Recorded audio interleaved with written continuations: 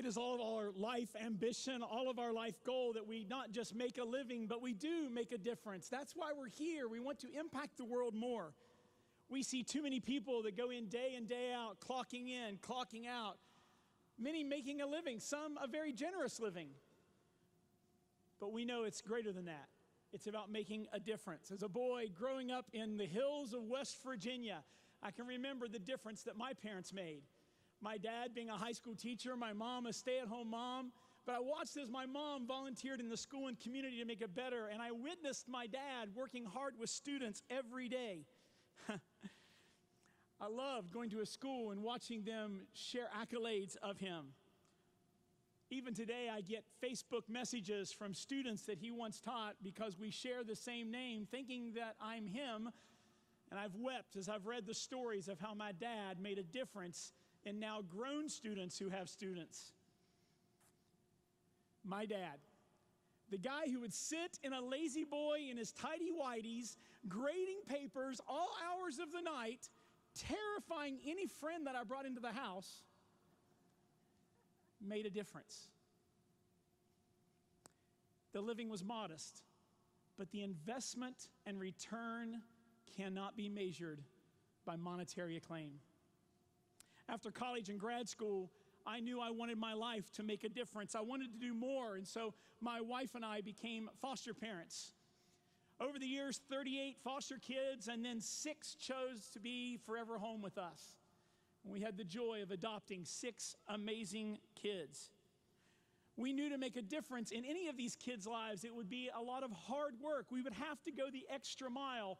It would be heart work. But we wanted to make a difference. Our first ever foster son, Bobby, would later become our first adopted son. Clocking in, clocking out never can compare to making a difference.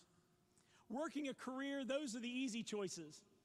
But making a difference and going the extra mile, that's the heart work.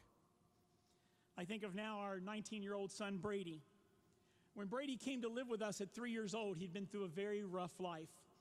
He had gone through physical abuse beyond what you and I can imagine, much less being an infant and 3 years old being hurt so much. I remember when he came to live with us, I would have to clear my throat before I entered the room because the only time he knew of a father figure, it meant pain. And so if I didn't warn him before entering the room, he would run into the corner in fear.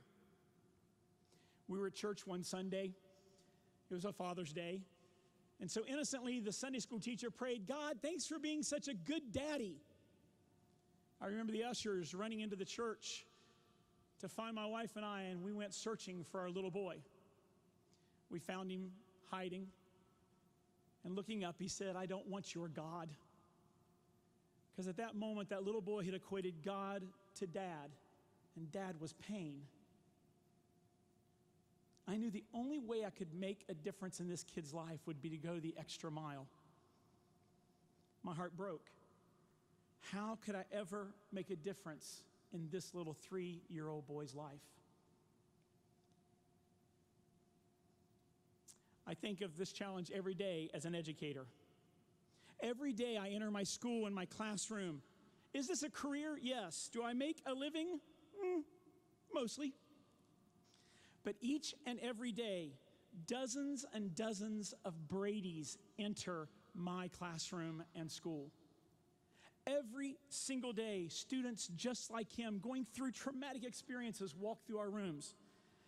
I think of Bree, one of my students, who just a couple weeks ago asked me for simply a notebook. Why? Because their parents couldn't afford the $1. As a matter of fact, Bree and her family had been just evicted from their apartment, and they were living in their car. What about Drew, who's soft-spoken, reserved, introverted, shy, what every one of us in this room would call the good kid?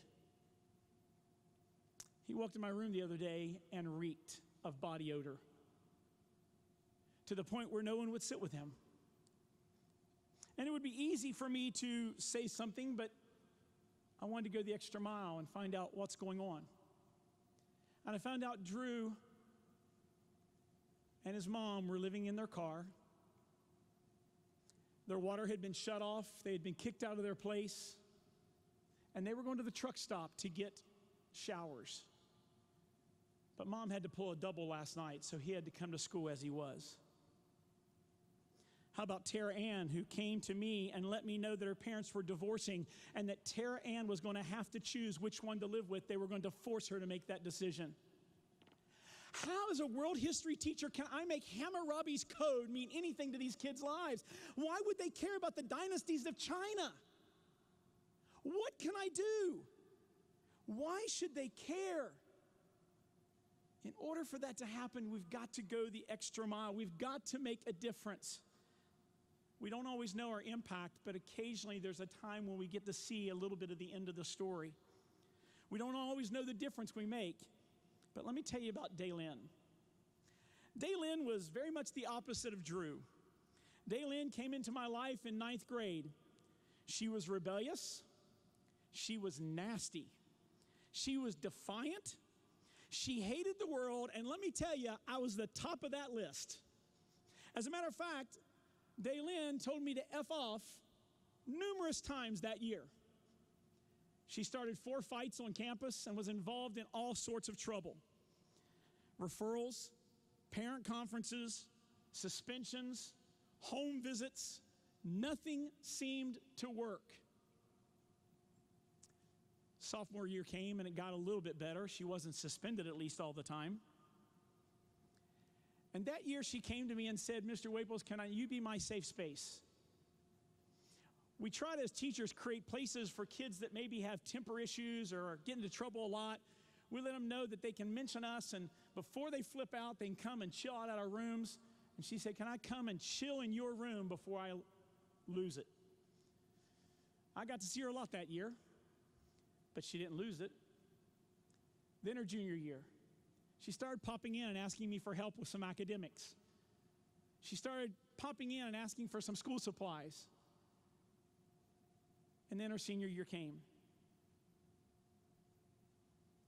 And she walked across the aisle and she got her diploma. And then she broke protocol and came off the stage, made her way through an ocean of teachers, lifted me up and hugged me and said, we did it. We did it. I said, no, you did it. She said, no, we did it. Other teachers took her advice when she told them to F off. But I had to go the extra mile. Making a difference is not easy. It's hard work. It's heart work. So as I promised, I told you I'd share at the end of the story of Daylin. Daylin is now at NC State.